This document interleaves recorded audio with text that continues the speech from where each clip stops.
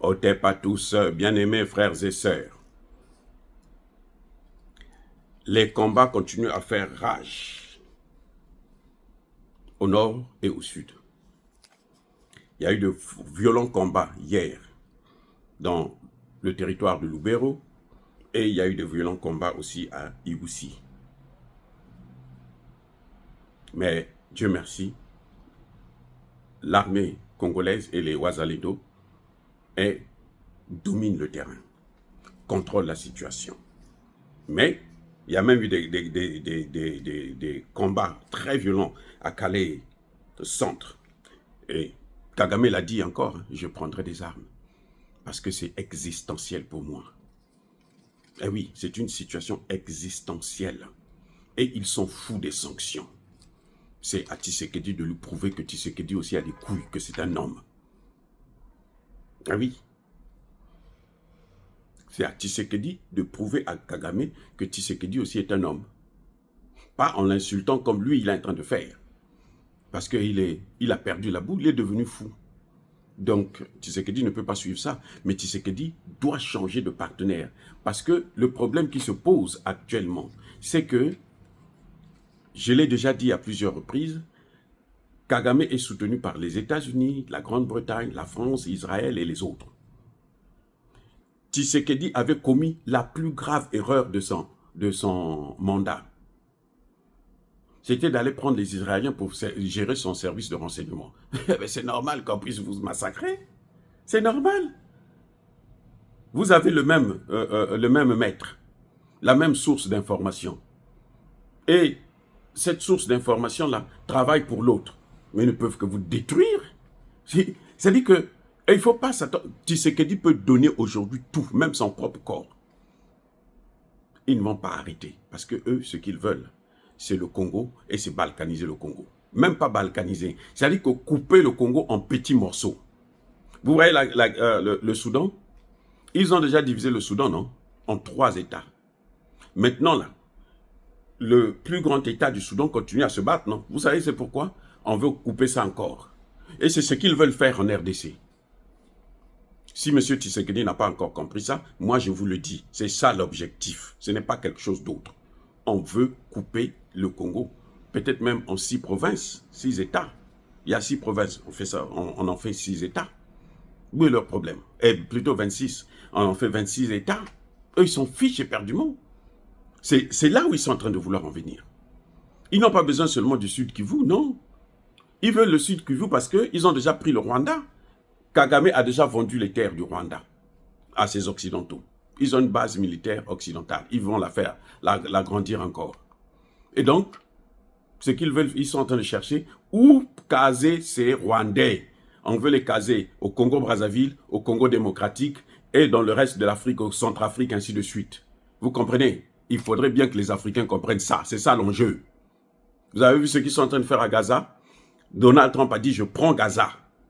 Moi, je veux mettre mes hôtels, je veux faire un paradis où les gens viennent s'amuser et tout machin. Et les Gazaouis, là, Donald Trump a demandé à la Cisjordanie et à l'Égypte de les recevoir parce qu'ils ne reviendront plus là. Vous comprenez? C'est ça qu'ils veulent faire en RDC, puisqu'ils sont en train d'expérimenter ça déjà au Soudan. Et eux, ils veulent la base militaire du Rwanda, de l'OTAN qui se trouve au Rwanda. Ils veulent l'agrandir et c'est cette base-là qui va servir pour attaquer, détruire tous les pays africains. Comment on peut expliquer ça aux dirigeants africains? Comment on peut expliquer ça aux dirigeants africains? À Tshisekedi, à Sassou Nguesso, à Lorenzo, à Paul Biya, à comment on appelle l'autre brigand qui est au Gabon. Mais on ne peut pas comprendre. Ça dit que c'est scandaleux de voir que des gens qui ont des cerveaux, qui sont pareils que les autres, parce qu'ils sont, peut-être parce qu'ils sont des blancs, donc ils sont complexés, ils ont peur. Mais si vous avez peur, quittez les postes. Laissez les postes là à d'autres gens qui sont courageux, qui vont prendre des décisions. Ce qui est en train de venir là, la guerre à l'Est là, c'est l'Afrique centrale. Et après l'Afrique centrale, on va s'attaquer maintenant au Sahel, qu'ils ont perdu. Ils vont revenir. Eux, ils sont comme ça. Ils ne vont jamais lâcher. Tshisekedi peut aujourd'hui donner aux Européens encore d'autres contrats pour qu'ils viennent prendre les matières premières là-bas sur place. C'est ça qui va encore aggraver la situation. Parce qu'ils vont maintenant prendre ça eux-mêmes sur place et ils vont s'installer et ils vont installer leurs hommes, leurs bases, ainsi de suite, secrètes ou visibles. Et puis ils vont commencer à faire le plan qu'ils ont là. Tant que nous n'allons pas les chasser, nous n'allons pas leur barrer la voie par la force comme ils sont en train de le faire, ils vont arriver au bout. Vous pouvez leur donner même tout le Congo. Ils ne vont pas s'arrêter là, ils vont prendre toute l'Afrique. Ils n'ont rien chez eux en Europe, il n'y a rien. Je ne comprends pas pourquoi les chefs d'État africains, chaque fois qu'il y a quelque chose à Paris, ils courent. En Belgique, ils courent. En Grande-Bretagne, ils courent. Heureusement, la Grande-Bretagne, hein, elle n'est pas trop dedans. Elle vient seulement pour piller, frapper, tuer, et puis elle s'en va. Mais la France, elle continue à vous inviter là, venez. Et puis elle vous égorge un à un. Elle tient nos pays là, ils tiennent nos pays là depuis les indépendances. Nous ne sommes pas indépendants. Ce que vous êtes en train de voir là, la guerre en RDC là, c'est une guerre de décolonisation. C'est maintenant que nous sommes en train de nous décoloniser.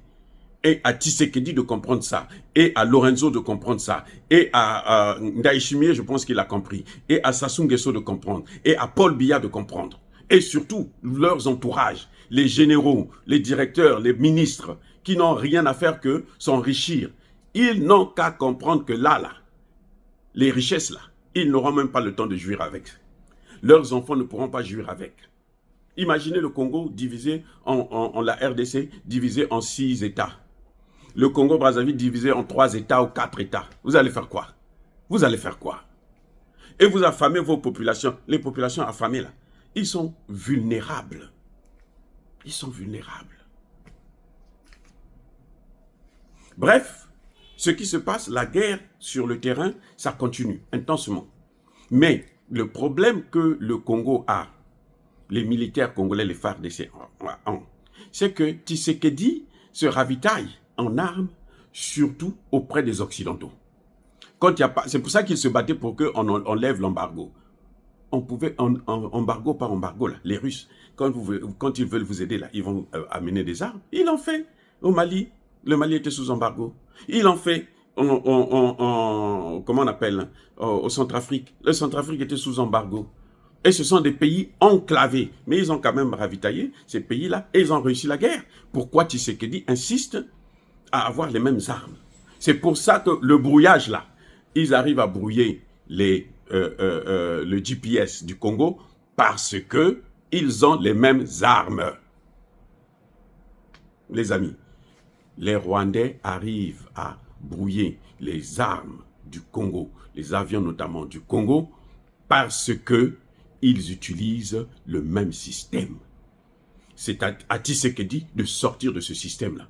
Et sortir de ce système, ça veut dire ne plus utiliser les armes occidentales, utiliser les armes des BRICS. C'est-à-dire la Russie, l'Iran, la Corée du Nord, la Chine. Monsieur Tshisekedi, écoutez bien.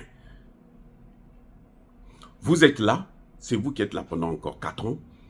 Vous avez l'obligation de toute urgence de changer l'armement que vous utilisez. Arrêtez d'utiliser les armes occidentales. Ce n'est pas en votre faveur. Heureusement que nous sommes sur le terrain congolais, maîtrisé par les Congolais. Les Rwandais, même si ils ont aussi une forêt, mais ce n'est pas la même forêt. Ils ne maîtrisent pas tout. C'est pour ça qu'on peut les avoir facilement.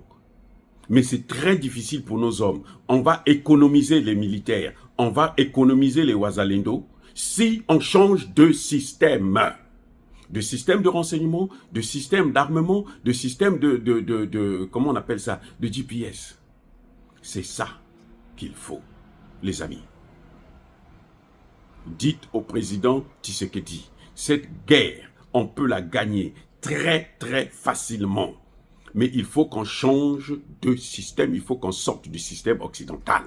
C'est pour ça que vous voyez que eux, ils viennent maintenant, ils sont en train de tout faire pour que l'Afrique du Sud ne rentre pas dans le jeu, pour que le Tchad ne rentre pas dans le jeu, parce que ces gens-là utilisent un autre système. Ça va être compliqué pour eux. Le Burundi, pourquoi le Burundi réussit? Parce qu'il utilise un autre système, les amis. M. Tshisekedi doit prendre ses responsabilités. On ne peut pas continuer à soutenir quelqu'un qui ne veut pas prendre, qui n'est pas capable de prendre des décisions. Il faut qu'il prenne ses décisions.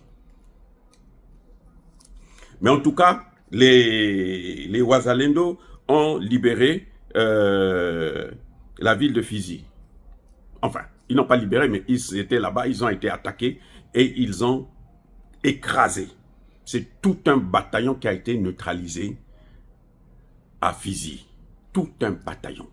Et du coup, ils ont libéré tout un axe commercial qui est celui de Bukavu à Fizi, en passant par Uvira et Baraka. C'était un axe commercial crucial dans le sud Kivu.